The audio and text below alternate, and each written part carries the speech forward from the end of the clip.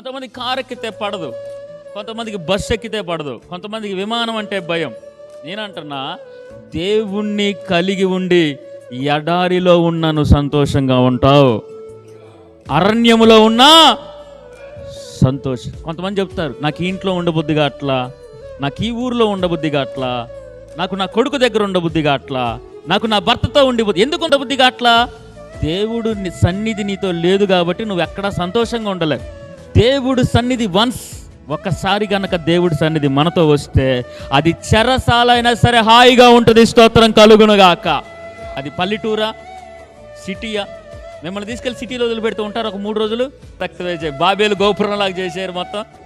ఒక 3 రోజులు సిటీలో ఉండు, 3 రోజులు అపార్ట్మెంట్లో ఫ్లాట్లో మంచిగా ₹1,00,000 మంచమే ఉండవు. నువ్వు ఆడ పరుపున్న పెద్ద టీవీ పెట్టిన నువ్వు ఉండవు. మరి ఆ సిటీలో వాళ్ళని పల్లెటూరులో ఉండమను ఉంటారా? ఉండలేరు.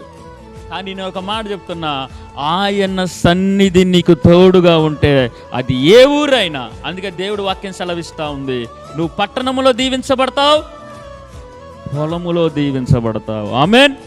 కాబట్టి నువ్వు కారులో వెళ్తున్నావా, బస్సులో వెళ్తున్నావా, ట్రైన్లో వెళ్తున్నావా, సిటీలో ఉన్నావా, ఎడారిలో ఉన్నావా, ఏ ఊర్లో ఉన్నావా, హాస్పిటల్లో ఉన్నావా, ఇవన్నీ కాదు.